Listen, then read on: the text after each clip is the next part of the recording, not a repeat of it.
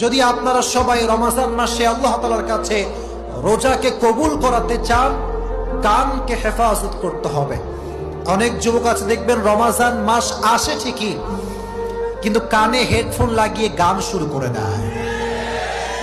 রাত 2টা 3টা পর্যন্ত হিন্দি গান, বাংলা গান শোনে। তুমি যেই কান দিয়ে হারাম গান শুনছো, মাথায় রেখো, রোজা রেখে যে ব্যক্তি হারাম গান শোনে তার রোজার কোনো মূল্য আল্লাহর কাছে নয়। অনেক মেয়েরাও আজকাল গান শোনে, বেশি বেশি তারা হিন্দি গান শোনে। অনেক মেয়ে এরকম আছে না নাই?